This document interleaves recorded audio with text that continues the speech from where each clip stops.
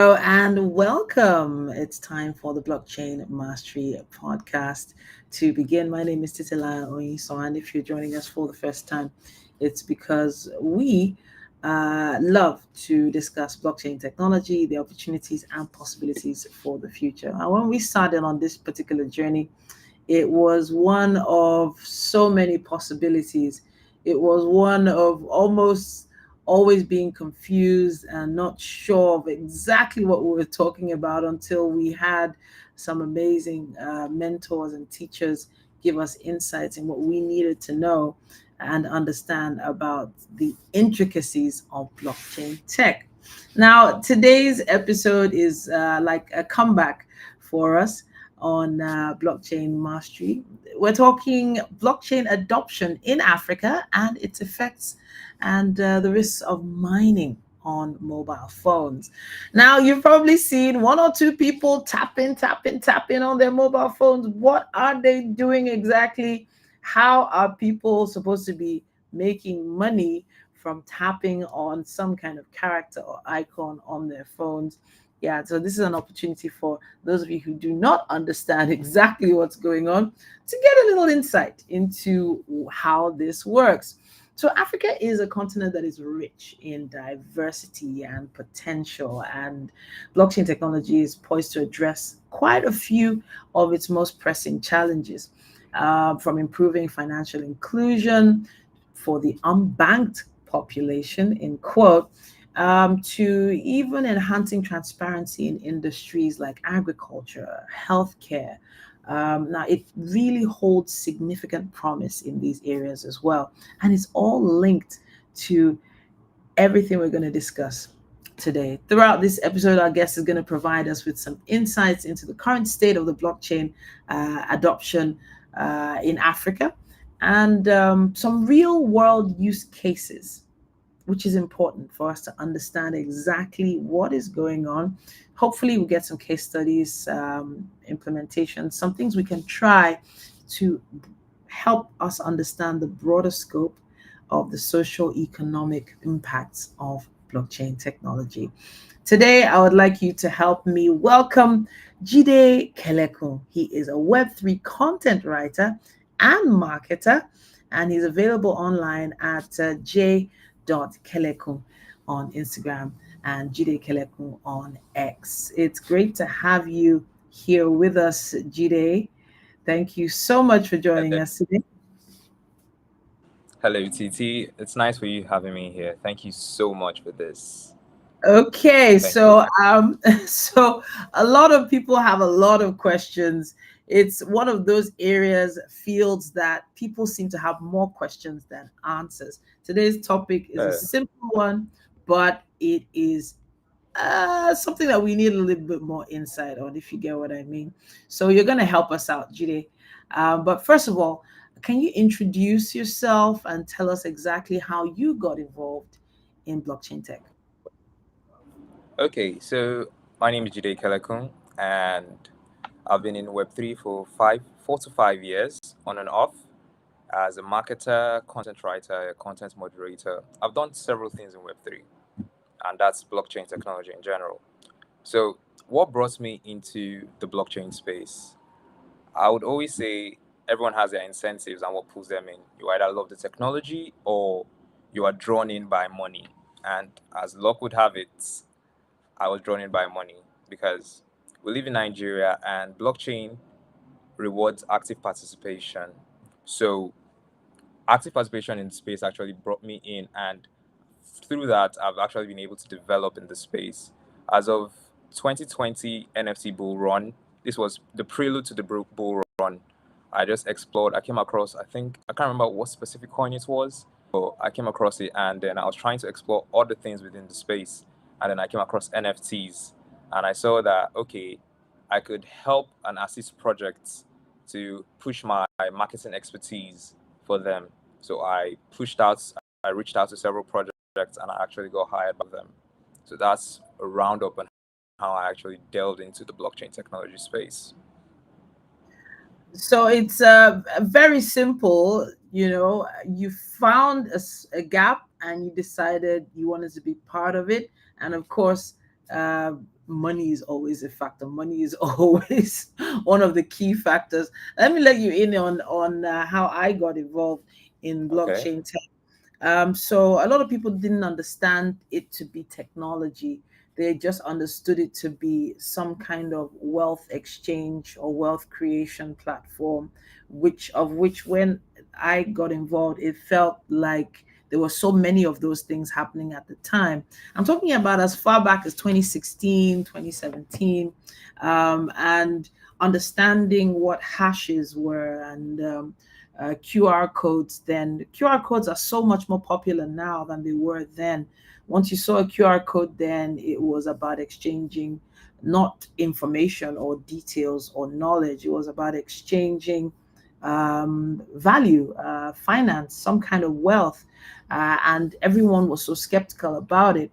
So, are you telling me your story now is so interesting? But I want to touch a little bit on the NFTs aspect. You Okay. mentioned NFTs.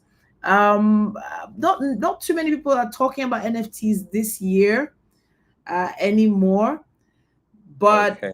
the artists, creatives, as at 2021, 2022, 2023, it was really big. Where do you see that space right now? What's happening in the NFT Currently, space the NFC presently? bull run started. Okay. NFC bull run peaked at the from 2020 to 2021 and 22. So over time, we've actually crossed the threshold where currently this bull run is tallied with or is tied to meme coins. But as we can see, like there are amazing NFT projects that actually have been released this year. I think one is Persona earlier at the beginning part of this year. And currently we're actually seeing trending NFTs, especially in the likes of the Solana chain, like Retardio. There's specific NFT communities that have actually come together and they are doing amazing work for the NFT space. So hopefully and ideally, as the bull run keeps going forward, we should expect NFTs to come back in mass actually, but we can't really say because NFTs and meme coins they have different value systems that they offer users. So NFT's value system is currently different from what the trend is picking at, and the trend is currently picking up with meme coins. So hopefully, maybe NFTs could come back, they make their big bull run again, but that's a hope. But let's look forward to it still. Okay, so on Coin Market Cap, for at least 2 or 3 years in a row, we had the top three coins being, BTC, Ethereum, Tether. Then somewhere down the line, BNB entered the space. There was XRP and Dogecoin for the longest time, but Yeah. now in the top 10, it's almost unbelievable. Like I couldn't believe my eyes when I saw it first. Maybe I should share my screen so I can share what I'm seeing here.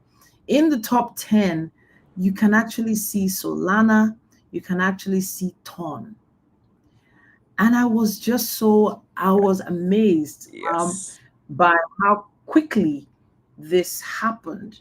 It was almost, well, it felt like it was overnight. I know it was gradual, but it felt like it was overnight. If you look at what we're seeing here, we're talking about Solana being what's Solana now? Number five, and Toncoin being number nine. So I want to touch on Toncoin now because of all the topologists who have appeared over the past few months. A lot of people are tapping on their phones. Jide, there's a few people watching and listening right now who want to understand exactly what is going on. What exactly are these meme coins? What is mining? And how is this gamification working for everyone? Okay. So congratulations to everyone that won from Notcoin because that was the prelude to TapSwap and the current Tap trend. You know, when you are in blockchain long enough, you begin to see trends in different aspects. We have beginning of this year, we had the pre-sale meta where you drop your coins, they do a pre-sale, and then you get rewards on the pre-sale. We've had the grind in Discord era. We've had like several marketing strategies by the whole Web3 space where one works and then everybody begins to hop on that version of trend. So currently, we're in the tap trend. And as you can see, this is actually showing quality returns for the Web3 space in general. As of the fact that TapSwap, TapSwap has the second biggest community on Telegram, and it has brought in a whole lot of people into Web3 space. You go to buses, you go to where you sell pepe or you buy pepe, you talk to people on the streets, you see them tapping. Everyone is literally tapping. And it's a trend that is really pushing forward. Hopefully, we get quality returns from it, but we can't we can't really say in regards to TapSwap. But on the bias that several things are happening in the Web3 space, and it's always a constantly evolving space. TapSwap and the Tap era has led adoption, and it has brought a whole several lot of people into Web3. So looking forward, the TapSwap era and how it affects the market, we can't really say yet. But we do know one thing: adoption has increased, usage of Web3 has increased, and the Web3 adaptability in the general non Web3 space has actually come to light more compared to the previous bull runs. We've had, as you said, we've had Ton and Solana experiencing peak numbers. We've seen the likes of Phantom Wallets, which is strictly for Solana and is exploring now, but Phantom Wallets, Ton Keeper, and Telegram being the top used apps in Nigeria, top downloaded apps in Nigeria. Globally, Phantom app started hitting the mark of most downloaded app. It was entering the top 10 Mm. globally. So this is what is happening with the tap swap era. Mm. And it's beautiful because Web3 is seeing adoption in a different version that we never expected it to be. So yes, we're getting there. We're getting into the market now, and something we should be glad about. So the issue now is a lot of people were preaching this a long time ago. They were talking about it and talking about it and talking about it. What do you think broke the camel's back? When do you think everything started to boom? And what aspect of this do you think pushed it over the edge? Because there has been so much skepticism over time, but then suddenly there's just a should I share this screen again? Okay, I think I'm still sharing the right screen. I'm talking about the intense growth that it had over time. I'm talking about Toncoin now. I'm sharing this tab because it says here Toncoin is like $7.54, and between let's see if I can see the 1 year all time. Between what month is this? Between January and now, right? We're talking about what's the growth there? What that's I can't even see the percentage there. um the volume has also improved in like incredibly 200 and 200 and what 205 207 million within the past 1 year. So these numbers, they're real numbers, they are our reality. But can we talk of use cases for this beyond the people that are just mining on their phones and hoping to earn cash from this? How does this coin actually have like affect our lives? So we know that many coins come with a theme, they come with a white paper, they come with a mission. What exactly are coins like Ton supposed to be used for? Okay, so essentially ask the questions: what's led to this peak period that we're experiencing, and then the proper use cases of these coins or Yeah. blockchain technology in coins aspects. So to answer the first question, I think the best way to put it is throughout time since 2009, that's when Satoshi invented the blockchain itself. We've experienced different types of technologies trying to integrate with the blockchain. But Vitalik created Ethereum, which was like the first platform for D apps to build on. And this was when the first block on Ethereum went out 2015. So we can say that for the past, we're not up to 10 years, we're just like 9 years plus. It went out July 20th, I think, of 2015. So we can say for 9 years, we've been building apps on the blockchain, and we are still in the building phase. The internet is over like 40 years. So we've been in the infrastructure age all this while. That's why you see chains like Ethereum, Solana, Polygon, Polkadot, several chains. They strictly, whenever they host events, it's usually tied towards devs. So they've been onboarding devs en masse to the chain to build on it. We've been focused on infrastructure all this while. So currently, if you check, as of 2024, most chains have actually started pushing towards consumer products. Okay. We've seen the likes of Solana, we've seen the likes of Ethereum. Base recently released a hackathon towards things like that. So most projects are now, or most chains and networks are focused towards consumer products. So we're now seeing what can be built on the blockchain. It can apply to the everyday. Okay. So that leads to the second question. So that has the effect of this new set of consumer products being built on the blockchain. We've experienced a peak of users that are coming in because of the practical use cases. So now, onto those practical use cases, we can focus on several industries because blockchain is just a technology. It's not a separate space. It's not a magical thing. It's just a different and amazing technology. Sure. And with that technology, what can you build with it? You can literally build everything that the Web2 part of the internet has. You could build it on the blockchain. But would focus on both the institutional aspect and the consumer product aspects. I think that's the best way I could put it. Okay. So by institutional aspect, I mean things like government facilities and the likes. What can we use to improve the everyday life of individuals from a government or higher institution's perspective? We've seen cases of use cases, idealized use cases of the blockchain for voting, where we can pick users, and then the fact that it's a decentralized system, so there is no form of mini party or here and that within the system. Okay. So voting is one amazing use case of the blockchain and the decentralized space in general. We also have in situations like the healthcare sector, where users can put their health history and their whole health background on the blockchain and be able to access it from anywhere.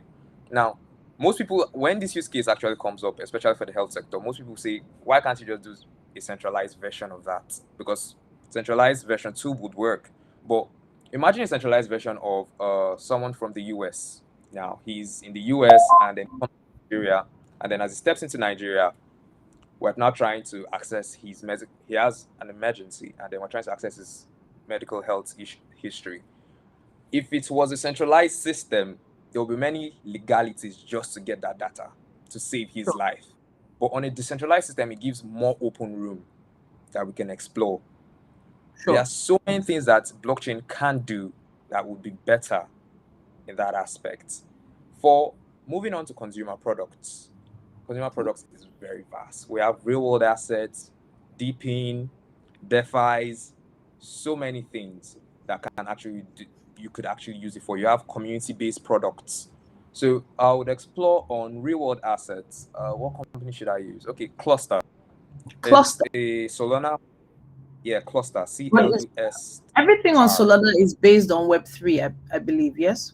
Yes, Solana is a blockchain on Web3, so On most Web3. things are, yes. So So, it's because powered by, I wanted to touch on that. I'm so sorry to stop you. I wanted to touch on that because when it comes to NFTs, which we mentioned earlier, I was more familiar with the Ethereum blockchain being used with I've forgotten the name of the site now. The site where most of these NFTs are traded, OpenSea, exactly, on Ethereum blockchain. So, what does this mean for NFTs on the Ethereum blockchain now? Can they be transferred? Can they be changed from Web 2 to Web 3? Is it possible? I'm just asking from a layman's point of view because it does seem like the Ethereum blockchain had a lot of challenges, which is why a lot of people started opting for Web 3 options. Right? So, talk to us a little bit, just touch on that before you continue. okay. Basically, Ethereum is a layer one. So let's imagine a building. The Okay. first floor depends on what country you are, but the first floor is Ethereum. So on Okay. Ethereum, we have layer twos, Hmm. which were built on top of Ethereum. That's where you have the likes of Arbitrum, Okay. Monad, Linear. So there's Okay. several other things being built on Ethereum itself. Now, Fantastic. Ethereum NFTs, that's the peak of Ethereum NFTs was 2020 and 2021. You had the like of Azuki, Crypto, Cyberpunks. We have the likes of Bored Apes, Mutant Apes. Those are like the peak NFTs in Ethereum space. Sure. So those NFTs still exist. Their community still exists. They still provide immense values for their community. They Sure. still exist. But as you saw, Solana is literally in the top 10. This is Sure. Solana's year Hmm. because Solana has shown everyone that you can build amazing things on Solana. So Hmm. the NFTs for this period, meme coins for this period, are literally mostly based on Solana space. Okay. And Solana is doing amazing work in that regard. Ethereum NFTs still exist. And some projects or some Hmm. NFT projects actually have like mixed NFT collections between Solana and Ethereum. Most marketplaces like Hmm. OpenSea, Blur, can't remember any other one specifically right now, but Are they thinking of adopting Web3 or adopting, or is it fixed to Ethereum blockchain? OpenSea, for instance. oh no, that's what I was going to. That's actually what I Oh, was okay. going to. Fantastic. Tensor, Tensor, Blur, Magic Hmm. Eden. Hmm. The funny part about it is OpenSea and the likes were actually more focused on Ethereum-based projects, but Okay. currently they actually diversify both Fantastic. in layer twos and then also in Solana-based NFTs. So if you go to OpenSea, you actually see Solana NFTs there. If you go to Solana-based marketplaces like Magic Eden, you Hmm. actually see Ethereum NFTs there. Hmm. So the space is currently working towards interoperability. So most things should be able, we're trying to onboard more users to the space. We can't dictate how you have to use just this. It's like you're saying, come to use the internet, but once you're using Airtel, you have to focus on Airtel. You can't Okay. touch MTN. You can't interact with MTN. That's bad for consumer experience. So we're trying to create a system of where MTN can interact with Airtel, where Hmm. Airtel can interact with Nine Mobile. So it Yeah. creates a whole cohesive space. That's the Okay. way the internet has been. So that's the Yeah. way Web3 is going towards on the long run. So Hmm. we have NFT spaces, we have NFT projects both on Ethereum chain, on Hmm. other layer ones like Solana. We have Hmm. NFT projects on layer twos like Blasts Hmm. and other layers, main layer twos. So we have several projects, but all of them are interlinked now currently. You can come across any of them. If you go to OpenSea, you will see them in different chains. So that's for that. I have to ask how Africa comes into play here, because we sort of, we're trying to sort of streamline this to Africa.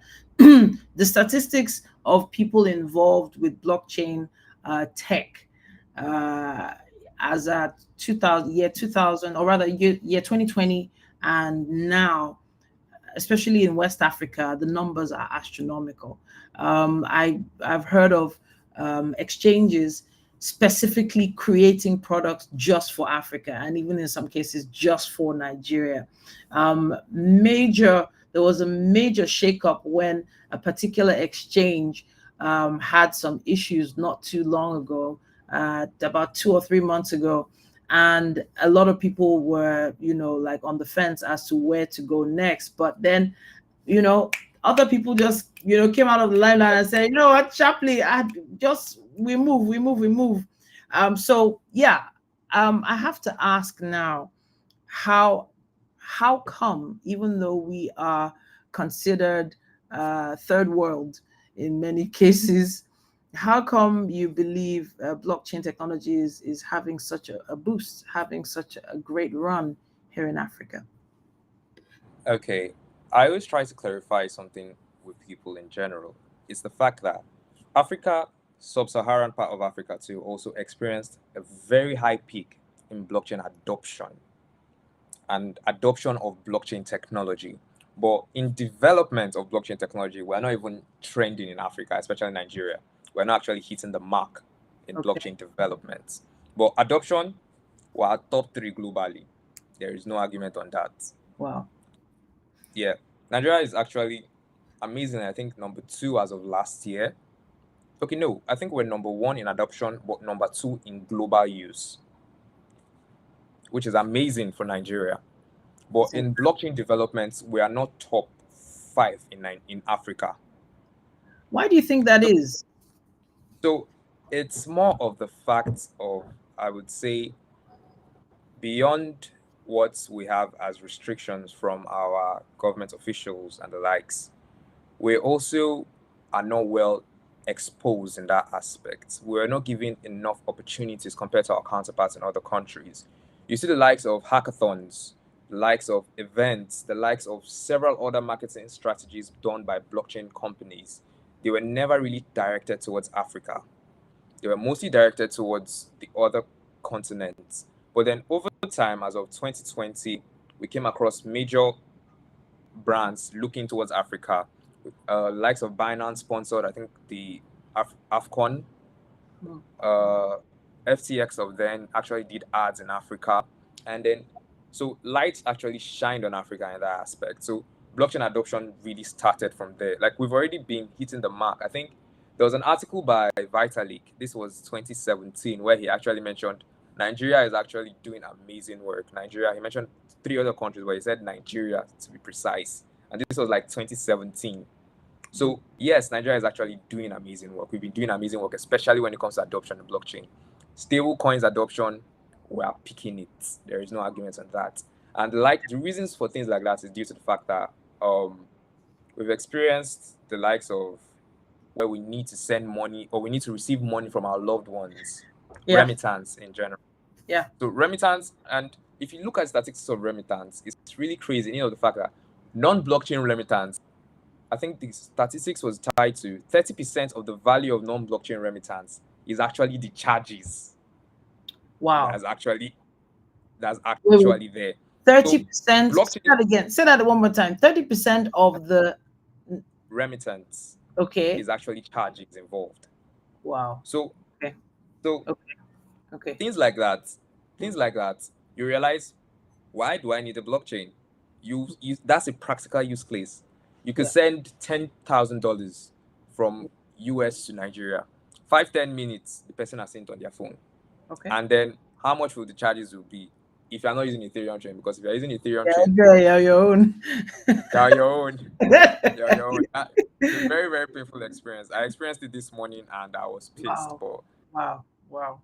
if you're not using the Ethereum chain, Hmm. you would actually enjoy yourself. You'll even be happy on it because it takes the best minimum to do it. Yeah. So Sure. remittance actually pushed Nigerian users to adopt the blockchain en masse. And now that we're seeing blockchain based incentives from major networks and major chains globally, the likes of Solana hackathons. Solana has been doing 3 hackathons. They've done 3 hackathons, which in Nigeria currently. And we've gotten global winners from Nigeria, which is amazing. So these are potential products just from Nigerian space. So we're already moving towards blockchain development in Nigeria. In South Africa, we have amazing products that are really doing wonders, even on the global scale. Sure. And the issue is, beyond our governments, we also lack the expertise, but that is actually coming to be. And then in regulations, beyond Hmm. just our Did sub-Saharan you just use? region, Did you just use the word regulation? Did you? You use the term reg. Are you sure it's regulate? Wait, wait. When you say regulation now, are you talking about internationally or locally? I'm talking about locally. Okay. Look, Okay. so beyond the regulations that could Where actually do like, people are watching and listening now? Where do we stand with regulation? What exactly is the state of um, this situation presently? okay, the thing is, no one can really say if you are not in the space, if you are not in the rooms, we can't really say.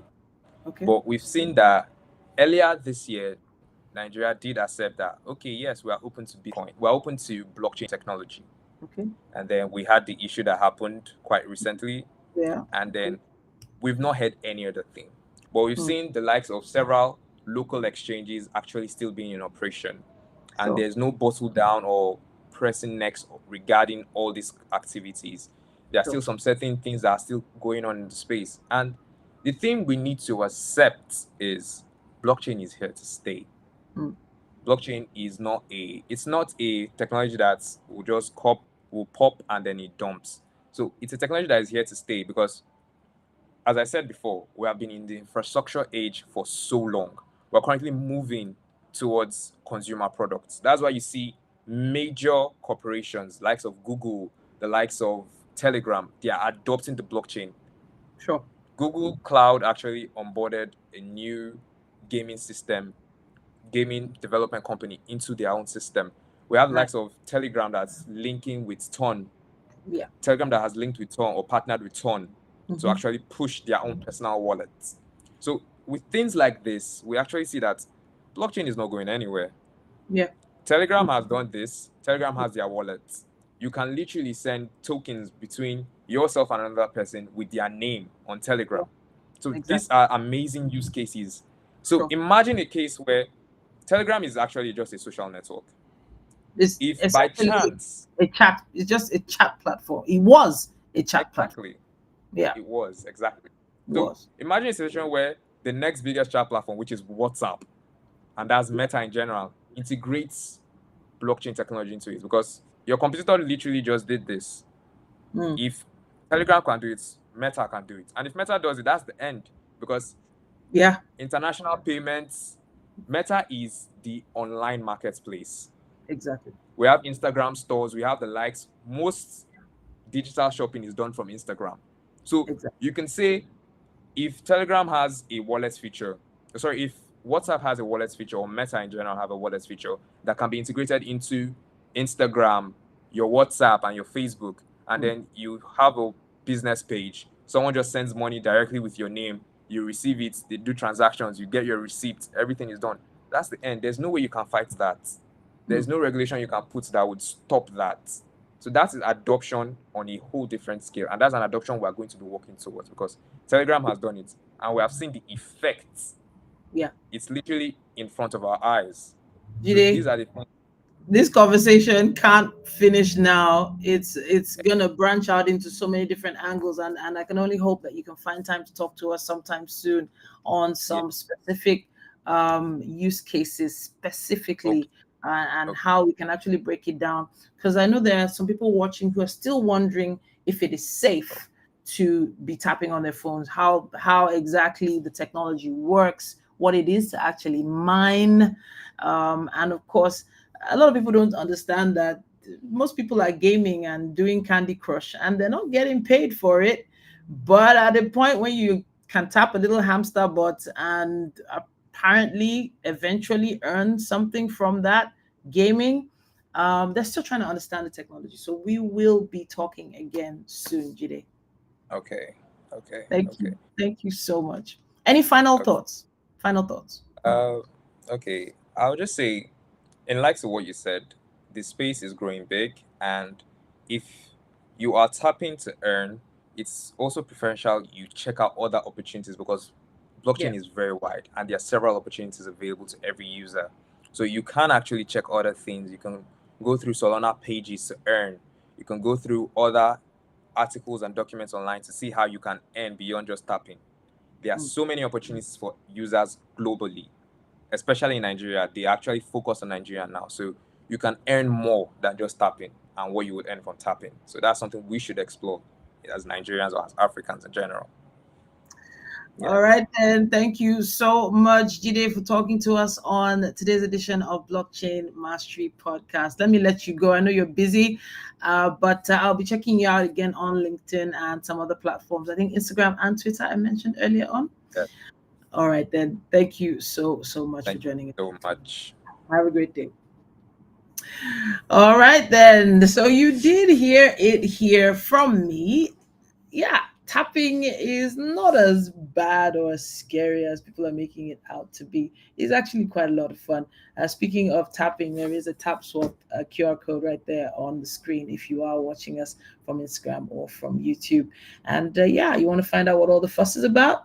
scan the QR code and find out more. Ask questions of us in the comment section. If you haven't subscribed yet, make sure you subscribe to this channel. Follow this platform, hit the notification bell so you do not miss another update on the Blockchain Mastery podcast. Just a few updates for you in the blockchain space.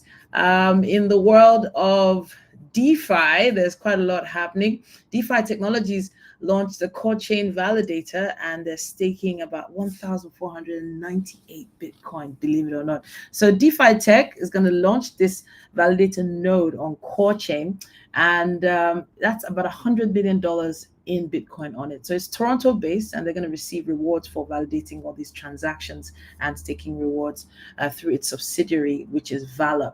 Now, staking is enabled by Core's Ethereum virtual machine compatible consensus mechanism.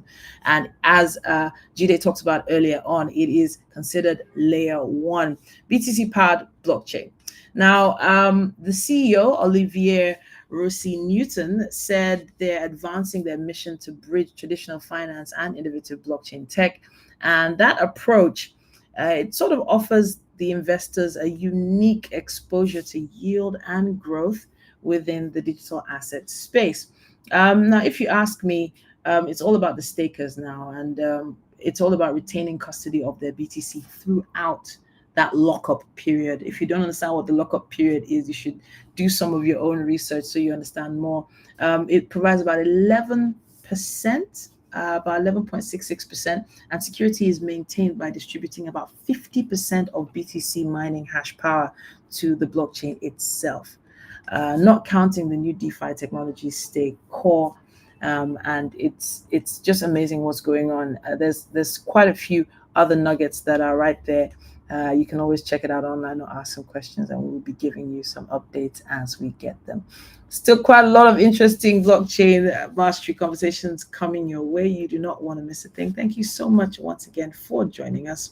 And if you would like to be, one of the people having a conversation with us on this particular podcast, it's very easy. All you have to do is send us an email, Dynamite Podcast Network at gmail.com. That's Dynamite Podcast Network at gmail.com, and we will be getting back to you. All right, then. At this point, we're going to be wrapping it up on blockchain, but we have so much more coming your way very, very soon. Take care.